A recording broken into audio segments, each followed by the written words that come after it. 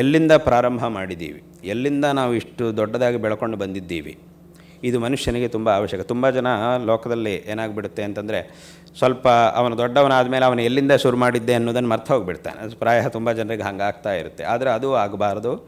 ನಾವು ಎಲ್ಲಿಂದ ಬಂದಿದ್ದೀವಿ ಅನ್ನೋದನ್ನು ಸಹ ಮನಸ್ಸಿಗೆ ತಗೊಂಡು ಯೋಚನೆ ಮಾಡಿ, ಆ ಮೂಲವನ್ನು ಸಹ ಜ್ಞಾಪಕ ಇಟ್ಟುಕೊಂಡು ಪ್ರಾಮಾಣಿಕತೆ ಮತ್ತು ಪರಿಶ್ರಮ ಇದಿಷ್ಟನ್ನು ನಾವು ನಂಬಿಕೊಂಡು ಕೆಲಸ ಮಾಡಿದರೆ ಉಳಿದಿದ್ದೆಲ್ಲವುದೂ ನಮಗೆ ಸಿಕ್ಕೇ ಸಿಗುತ್ತೆ. ಆ ಭಗವಂತ ನಮಗೆ ಬೇಕಾದ್ದನ್ನೆಲ್ಲ ಅನುಗ್ರಹ ಮಾಡೇ ಮಾಡ್ತಾನೆ.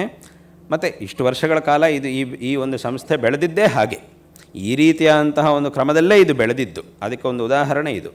ಹಾಗೆ ಮುಂದೆಯೂ ಸಹ ಇದು ಹೀಗೆ ನೂರಾರು ವರ್ಷಗಳ ಕಾಲ ಇದೇ ರೀತಿಯಾಗಿ ವಿಶೇಷವಾಗಿ ಬೆಳಿಬೇಕು ಅಂತಂದರೆ ಅದಕ್ಕೆ ನಮಗೆ ಬೇಕಾದದ್ದು ಇದು, ಈ ಒಂದು ಪ್ರಾಮಾಣಿಕತೆ, ಪರಿಶ್ರಮ. ಇದರಿಂದಲೇ ಇದು ಬೆಳಿಬೇಕು. ಹಾಗಾಗಿ ಪ್ರತಿಯೊಂದು ಇಲ್ಲಿ ಕೆಲಸ ಮಾಡುವಂತಹ ಪ್ರತಿಯೊಬ್ಬರೂ ಸಹ ಇದೇ ರೀತಿಯಾದಂತಹ ಒಂದು ಪ್ರಾಮಾಣಿಕತೆಯಿಂದ ಕೆಲಸ ಮಾಡಿ ಮುಂದಿನ ನೂರಾರು ವರ್ಷಗಳಲ್ಲೂ ಸಹ ಈ ಒಂದು ಸಂಸ್ಥೆಯ ಅಭಿವೃದ್ಧಿಯಲ್ಲಿ ಎಲ್ಲರೂ ಸಹ ಭಾಗಿಗಳಾಗಬೇಕು ಅನ್ನುವಂತಹ ಒಂದು ವಿಷಯವನ್ನು ಈ ಸಂದರ್ಭದಲ್ಲಿ ಇಲ್ಲಿ ಹೇಳಬಯಸ್ತಾ ಇದ್ದೇವೆ. ಮತ್ತು ನಾವು ಈಗಾಗಲೇ ಆರಂಭದಲ್ಲಿ ಹೇಳಿದ ಹಾಗೆ ಹೇಗೆ ಈ ಒಂದು ಸಂಸ್ಥೆಯ ಜನರ ಒಂದು ವಿಶ್ವಾಸವನ್ನು ಕಾಪಾಡಿಕೊಂಡು ಇಷ್ಟು ದೊಡ್ಡದಾಗಿ ಬೆಳೆದಿದೆಯೋ, ಇವತ್ತಿನ ದಿವಸ ಯಾರಿಗಾದರೂ ಇದನ್ನು ಉದಾಹರಣೆಯಾಗಿ ನಾವು ಕೊಡ್ಬೋದು. ನೋಡಿ ಇದು ಹೇಗಿದೆಯೋ, ಈ ಸಂಸ್ಥೆ ಹೇಗೆ ನಡೀತಾ ಇದೆಯೋ ಹಾಗೆ ನಾವು ಸಹ ಅದನ್ನು ಈ ರೀತಿಯಾಗಿ ಬೆಳೀಬೇಕು, ಈ ರೀತಿಯಾಗಿ ನಮ್ಮ ಸಂಸ್ಥೆಯನ್ನು, ನಮ್ಮ ಬ್ಯಾಂಕನ್ನು ನಡೆಸಬೇಕು ಅಂತ ಹೇಳುವುದಕ್ಕೆ ಇದೊಂದು ಉದಾಹರಣವಾಗಿದೆ ಈ ಬ್ಯಾಂಕು. ಹಾಗಾಗಿ ಈ ರೀತಿಯಾಗಿ ಇದೇ ರೀತಿ ಇದರಲ್ಲಿ ಅಂದರೆ ಇಷ್ಟು ದೊಡ್ಡದಾಗಿ ಬೆಳೆದಿದೆ ಅಂತಂದರೆ ಇಲ್ಲಿ ಎಲ್ಲ ಉದ್ಯೋಗಿಗಳ ಮತ್ತು ಎಲ್ಲ ನಿರ್ವಾಹಕರ ಒಂದು ಪರಿಶ್ರಮ ಮತ್ತು ವಿಶೇಷವಾಗಿ ಆ ಭಗವಂತನ ಹಾಗೂ ಗುರುವಿನ ಒಂದು ಅನುಗ್ರಹ, ಇದರಿಂದ ಇದು ಇಷ್ಟೊಂದು ವಿಸ್ತಾರವಾಗಿ ಬೆಳೆದಿದೆ. ಇದು ಅತ್ಯಂತ ಸಂತೋಷಕರವಾದಂತಹ ಒಂದು ವಿಷಯ.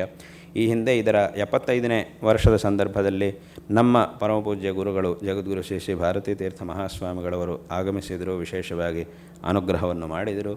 ಈಗ ಈ 100ನೇ ವರ್ಷದ ಒಂದು ಸಂದರ್ಭದಲ್ಲಿ ನಾವು ಇಲ್ಲಿಗೆ ಬರುವಂತಹ ಒಂದು ಪ್ರಸಂಗ ಬಂದಿದೆ.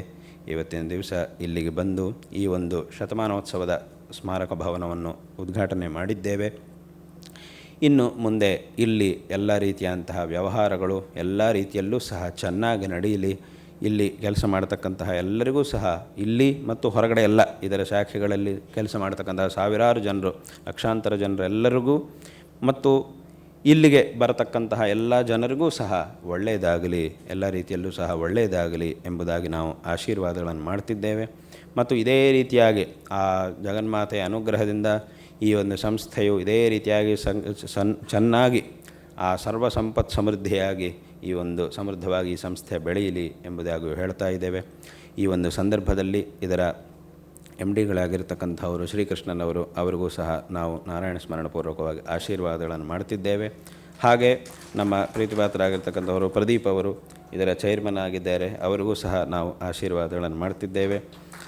ವಿಶೇಷವಾಗಿ ಈ ಮೊದಲಿಂದಲೂ ಸಹ ಇಲ್ಲಿ ಇರ್ತಕ್ಕಂತಹ ಚೈರ್ಮನ್ಗಳು ಅಥವಾ MD-ಗಳು ಮತ್ತು ಇಲ್ಲಿರ್ತಕ್ಕಂತಹ ಡೈರೆಕ್ಟರ್ಗಳು ಎಲ್ಲರೂ ಸಹ ಪ್ರತಿ ವರ್ಷ ಶೃಂಗೇರಿಗೆ ಬಂದು ಆವಾಗವಾಗ ಶೃಂಗೇರಿಗೆ ಬಂದು ದರ್ಶನ ಮಾಡುವುದು ಮತ್ತು ಮಠದಿಂದ ಮಾಡತಕ್ಕಂತಹ ಅನೇಕ ವಿಧವಾದಂತಹ ಸಾಮಾಜಿಕ ಕಾರ್ಯಕ್ರಮಗಳು ಇದೆಲ್ಲವುದರಲ್ಲೂ ಸಹ ವಿಶೇಷವಾಗಿ ಈ ಒಂದು ಸಂಸ್ಥೆಯ ಯೋಗದಾನವು ತುಂಬ ಇದೆ.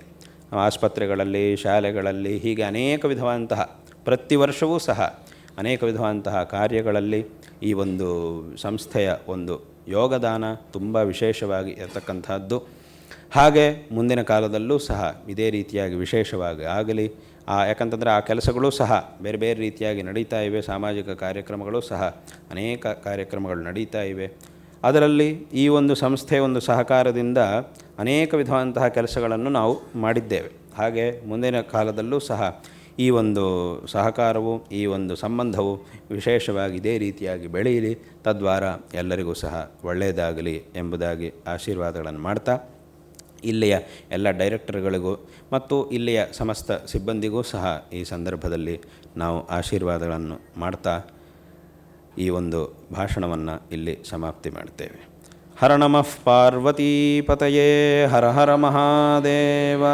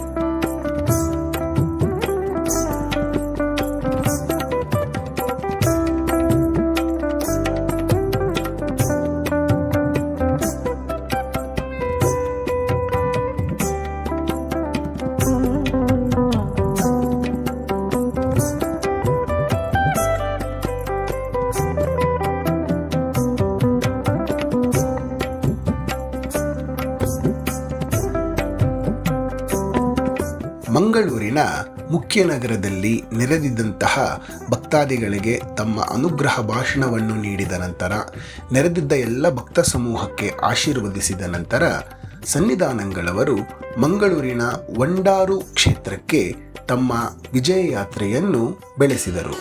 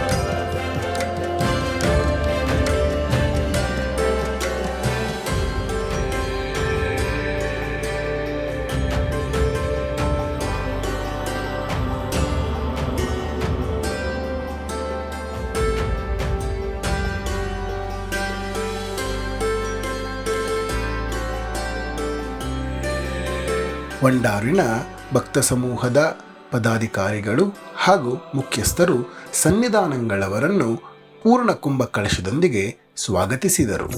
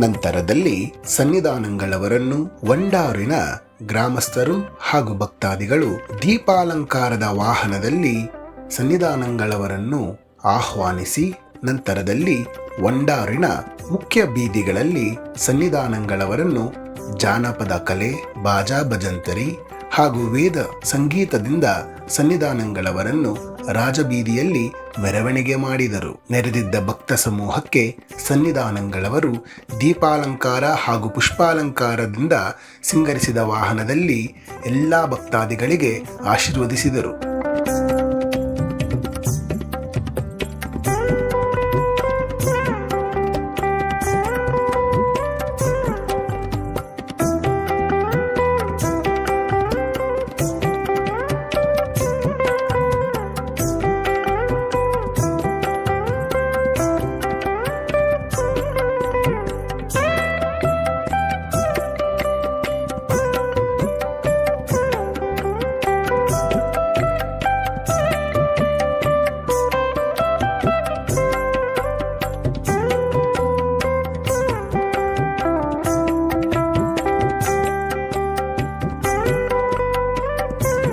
ನಂತರದಲ್ಲಿ ಸನ್ನಿಧಾನಂಗಳವರನ್ನು ಶ್ರೀ ಆದಿಸುಬ್ರಹ್ಮಣ್ಯ ಸ್ವಾಮಿ ದೇವಸ್ಥಾನ ವಂಡಾರಿನತ್ತ ಕರೆದೊಯ್ದು ಭಕ್ತಾದಿಗಳು ಸನ್ನಿಧಾನಂಗಳವರನ್ನು ಸ್ವಾಗತಿಸಿದರು.